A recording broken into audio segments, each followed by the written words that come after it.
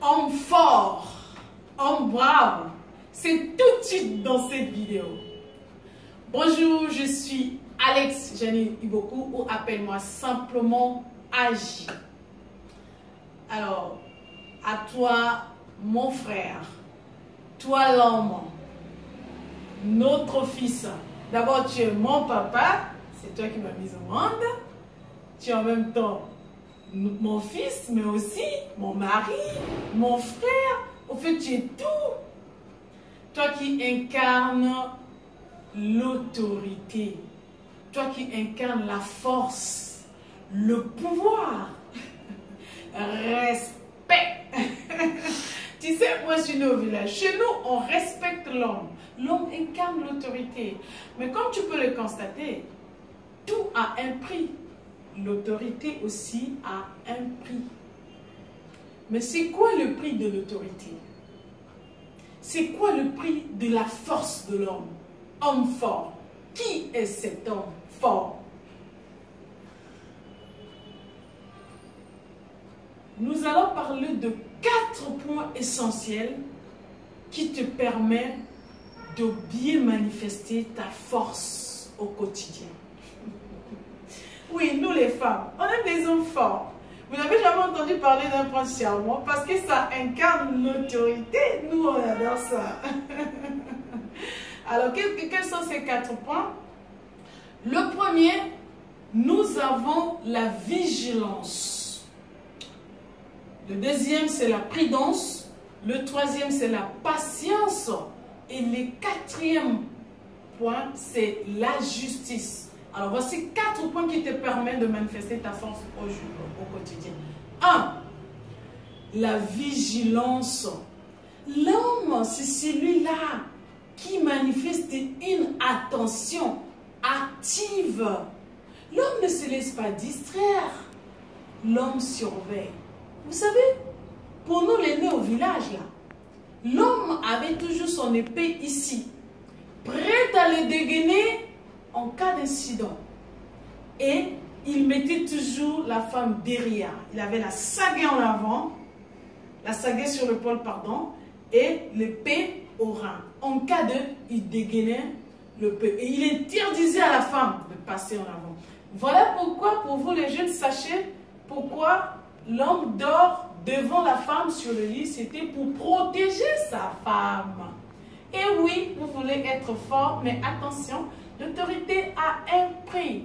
Tu dois être vigilant. Parce qu'à l'époque, il y avait la patrie. Il fallait protéger ta famille. Il fallait l'emmener là où c'était bien. L'homme reste toujours vigilant. Et quand je dormais, alors que j'étais enfant, dès qu'il y avait un petit mouvement, l'homme faisait il était très éveillé. Même quand il dormait, l'homme ne pouvait pas se permettre de dormir sans rien entendre. Non, l'homme devait entendre le moindre mouvement de l'extérieur. Alors reste vigilant, s'il te plaît. Prends soin de toi, mais aussi de ta famille. Le deuxième point, c'est la prudence. L'homme est prudent. L'homme, c'est pas comme la femme. La femme, elle prend des décisions parfois vite. Mais l'homme, il s'assoit. Et quand sa femme dit, mais attends chérie, tu n'as pas fait ce que la voisine l'a fait. Mais qu'est-ce que tu attends? Il fallait parler à elle. Elle dit, tais-toi femme. Ah ça, c'est ça la force de l'homme. Parce que l'homme, même quand on vient lui dire qu'on a tapé ton enfant là-bas, la femme, tu décides de prendre déjà le pas de la tête. En tout cas, l'enfant qui a tapé mon fils là, il me connaîtra aujourd'hui. Et surtout sa mère. Mais l'homme, quand on dit, on a tapé ton enfant, il dit, comment va-t-il? Il s'est blessé. Ok, ben on l'amène d'abord à l'hôpital et puis le reste, on pourra régler. L'homme est prudent.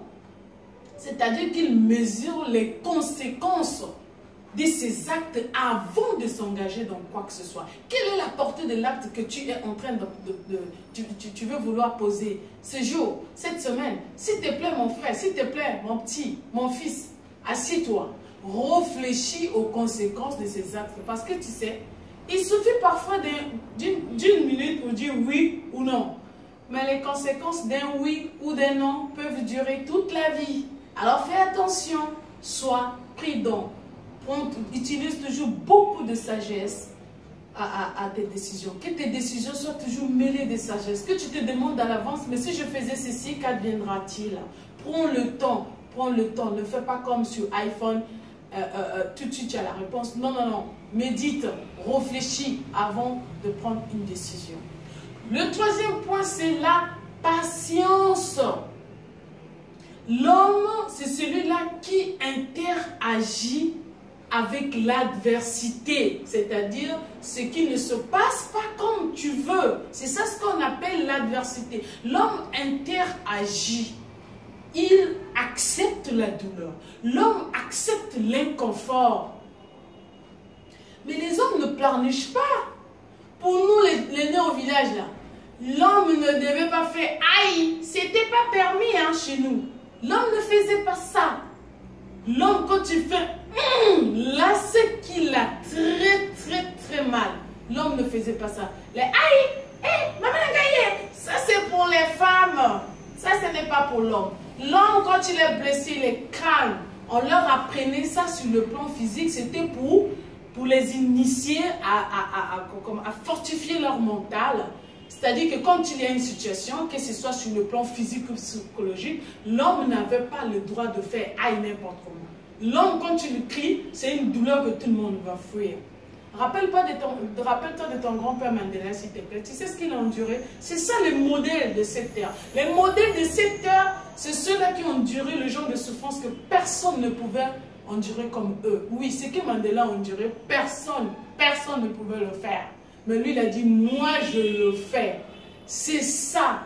Un homme doit être patient. Un homme doit accepter l'inconfort. Pour un rien, tu te plains déjà. Pour un rien, tu te plains déjà. Ta femme rentre à la maison, tu appelles déjà le beau-père. Tu appelles déjà ton grand frère. Tu dis, tu as vu, ma femme là, moi c'est pas comme ça. L'homme ne se plaint pas. Parce que le jour où l'homme se plaint, ces décisions sont en général irréversibles. L'homme ne se plaint pas n'importe comment. Voilà pourquoi tu dois cultiver de la patience. Si tu n'as pas encore cultivé ces 3 points, cultive s'il te plaît la vigilance, la prudence, mais aussi la patience. Et bien pour finir, notre point ultime, c'est lui qui va clôturer notre vidéo. Il s'agit bel et bien de la justice, mon frère.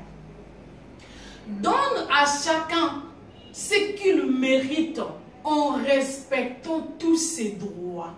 Es-tu prêt à donner à chacun ce qu'il mérite en respectant tous ses droits? Moi, je me rappelle à mon enfance, ma grande sœur a eu un grand souci avec la fille du chef du village. Mais nous, on était créés, on s'est dit, ah, comme c'est la fille du boss, bon, on ne sait pas comment ça va se passer, mais on était très étonnés. Il était le chef de justice coutumier, c'est lui qui jugeait les gens, qui tranchait toute affaire là-bas. Mais après avoir écouté la partie de ma soeur et celle de sa propre fille, à la fin, le verdict était tombé et c'est sa fille qui était condamnée. Il regarde sa fille dans ses yeux et dit, ce que tu as fait n'est pas droit. Moi, je suis le chef du village. J'incarne la justice ici. Donc, donnez toujours à chacun ce qu'il mérite en respectant tous leurs droits. Tu sais bien que ta fille a tort, mais pourquoi tu veux l'épauler devant les gens? Tu sais bien que ton neveu a tort, mais pourquoi tu l'épaules? Tu sais bien que ton épouse bien-aimée, chère bien-aimée, a très mal agi à l'endroit de ta soeur, mais pourquoi tu l'épaules? S'il te plaît, reste juste au besoin. Cultive la justice. Mais quel plaisir de partager ce beau sujet avec toi. Je te souhaite une bonne journée. À très bientôt. N'oublie pas, c'est la semaine de l'homme.